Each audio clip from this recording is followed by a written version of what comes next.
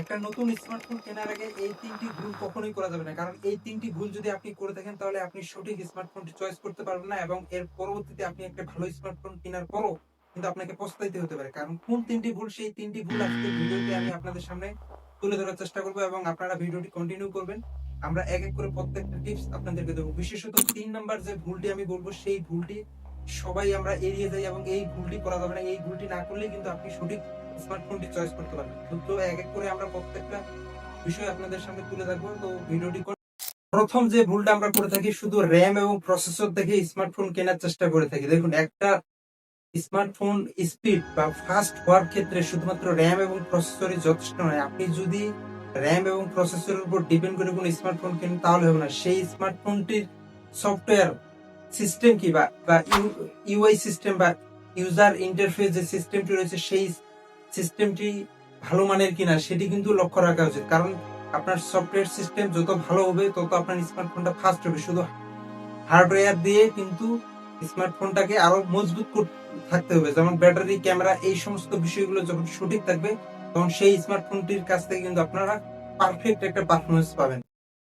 তো দ্বিতীয় নাম্বার যে ভুলটি আমরা করে থাকি সেটি হচ্ছে শুধু ডিসপ্লে সাইজ দেখে কিনা। দেখুন একটা স্মার্টফোনের শুধু ডিসপ্লে সাইজ বড় আছে কিনা সেটি দেখে স্মার্টফোন কেনা উচিত না। স্মার্টফোন কেনার ক্ষেত্রে যে বিষয়টি লক্ষ্য রাখা হচ্ছে সেটি হচ্ছে স্মার্টফোনের যে সাইজ রয়েছে, ডিসপ্লে যে সাইজ রয়েছে সেই সাইজটা আপনার হাতে কমফোর্টেবল কিনা বা আপনি হাতে নিয়ে কমফোর্টেবল কিনা সেইটাকে আগে গুরুত্ব দেওয়া উচিত এবং স্মার্টফোনটা চয়েস করার ক্ষেত্রে ডিসপ্লেকে গুরুত্ব দেওয়া উচিত। কারণ ডিসপ্লেতে কি টেকনোলজি ব্যবহার করেছে, সেটি কি এলসিডি নাকি অ্যামোলেড ডিসপ্লে নাকি পিওলেড ডিসপ্লে, এই ৩-৪টি যে ক্যাটাগরি রয়েছে ডিসপ্লে সেগুলোকে মূল্যায়ন করা উচিত এবং সেগুলোকে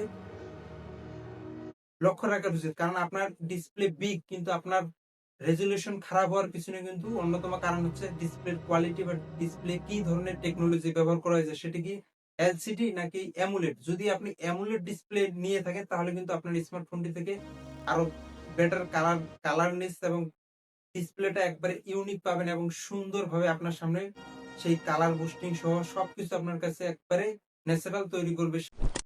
৩ নাম্বার এবং সবচেয়ে বড় ভুলটা আমরা যেটা করে থাকি সেটা হচ্ছে দেখুন একটা স্মার্টফোন কেনার আগে আমরা বিভিন্ন ইউটিউবে বা বিভিন্ন সোশ্যাল মিডিয়ায় কিন্তু আমরা রিভিউ দেখে যাই।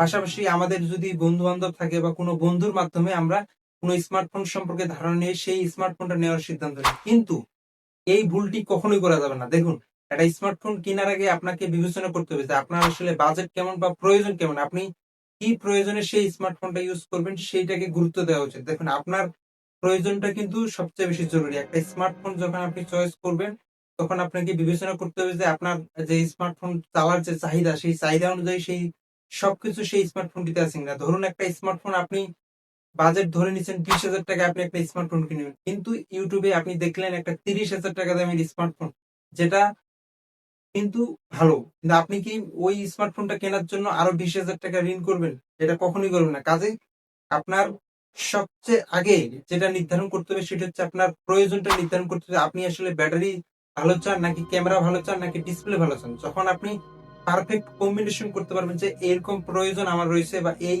কাজে আমি স্মার্টফোনটা ব্যবহার করব, ঠিক তখন আপনার বাজেটটা নির্ধারণ করতে হবে। এই বাজেট এবং প্রয়োজন এই ২ টা বিষয় যখন কম্বাইন করতে পারবেন তখন কিন্তু আপনি সঠিক সিদ্ধান্ত নিতে পারবেন এবং সঠিক স্মার্টফোনটা আপনি চয়েস করতে পারবেন। তো এই ছিল একটা স্মার্টফোন কেনার আগে আমাদেরকে যে ৩ টি ভুল করা যাবে না সেগুলো। তো এই ৩ টি ভুল যদি আপনি এড়িয়ে যান এবং স্মার্টফোনটাকে চয়েস করেন এবং এই ৩ টি ভুল যখন আপনি এড়িয়ে যাবেন বা বিশেষ করে এই ৩ টি ভুল থেকে আপনি সতর্ক থাকবেন তখন কিন্তু আপনার জন্য আপনি সঠিক স্মার্টফোনটা চয়েস করতে পারবেন এবং সেই স্মার্টফোনটার কাছ থেকে আপনি একটা বেটার এক্সপেরিয়েন্স পাবেন। তো আজকের ভিডিওটি এই পর্যন্তই। ভিডিওটি ভালো লাগলে লাইক করবেন, সাবস্ক্রাইব করবেন, টেক লাগবে চ্যানেলটি। তো ধন্যবাদ, দেখা হবে নতুন কোনো ভিডিও।